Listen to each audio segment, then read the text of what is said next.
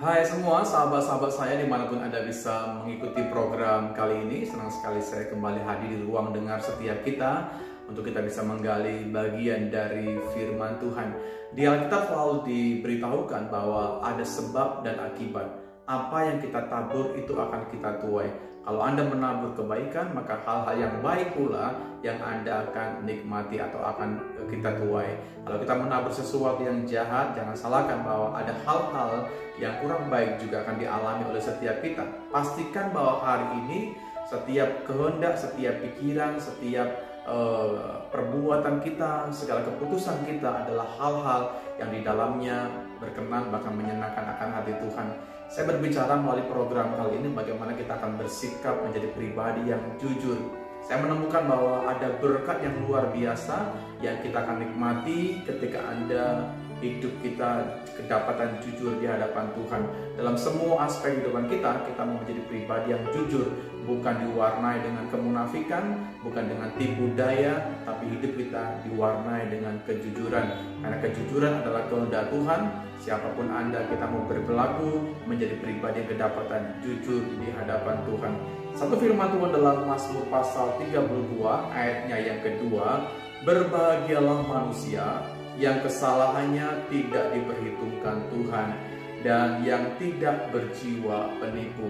Alkitab menjelaskan bahwa Anda dan saya akan menikmati yang namanya sukacita, menikmati kebahagiaan di dalam Tuhan karena hidup kita, semua kesalahan kita tidak diperhitungkan oleh Tuhan.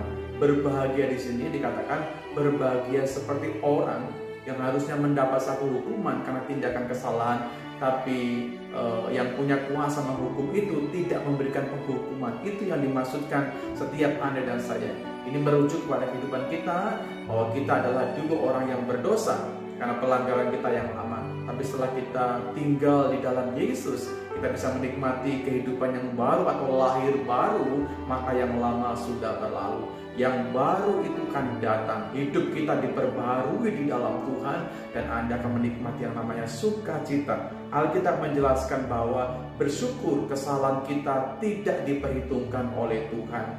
Alkitab berkata bahwa Dia juga akan memberikan berkat bagi orang-orang yang bertindak jujur. Mengapa orang jujur berbahagia? Sebuah pertanyaan, ya kan? Mengapa orang jujur akan menikmati kebahagiaan? Saya temukan bahwa orang yang jujur, saudaraku, dia akan mendapatkan proteksi dari Tuhan. Dia akan mendapatkan perlindungan dari Tuhan. Ya, berbicara perlindungan Tuhan, itu juga bisa berbicara mengenai perlindungan rohani, bahkan jasmani setiap kita. Saya temukan firman Tuhan dalam Mazmur pasal 37. Perhatikan baik-baik ayatnya yang ke-14 dan 15.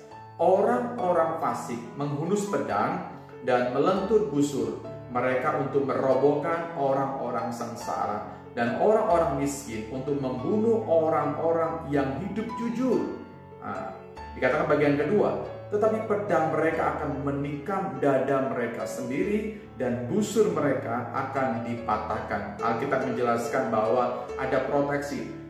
Diberitahukan juga dalam Amsal pasal 2 ayat yang ke-7, Ia menyediakan pertolongan bagi orang yang jujur, ya, menjadi perisai bagi orang yang tidak bercela lakunya. Sahabat-sahabat saya, dari Mazmur pasal 37 dan Amsal pasal yang kedua ayatnya yang ke-7, ini jelas memberitahukan pada semua kita sebuah informasi yang pasti buat kita. Kenapa? Karena Alkitab tidak pernah berbohong. Firman Tuhan tidak pernah berdusta. Tuhan sendiri akan menjadi perisai bagi setiap kita. Dia akan hadir di tengah-tengah ruang hidup kita. Dia menjadi perlindungan bagi Anda dan saya. Dia menyediakan pertolongan bagi siapa? Bagi kita yang kedapatan mempunyai kehidupan yang jujur di hadapan Tuhan.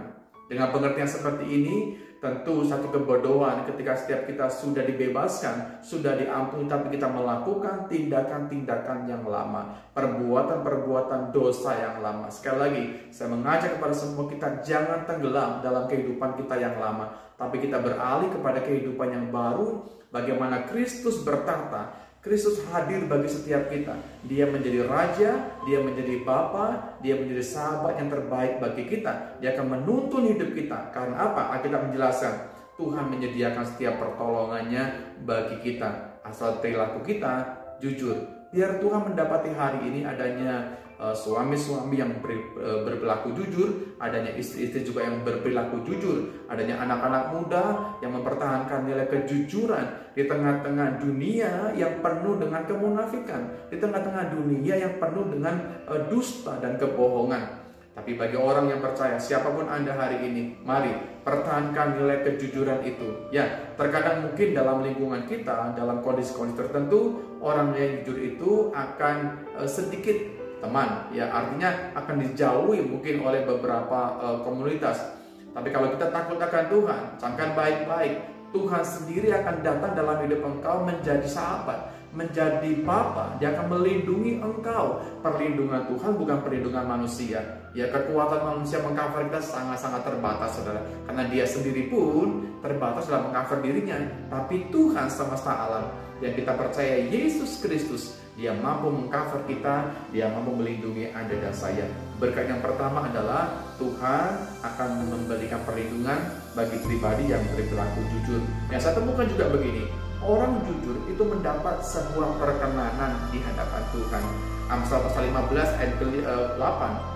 Korban orang fasik adalah kekejian bagi Tuhan. Tetapi orang jujur, ya, tapi doa orang yang jujur dikenanya. Wow, luar biasa. Alkitab menjelaskan, setiap doa orang-orang yang hidupnya jujur di hadapan Tuhan mendapat perkenanan Tuhan.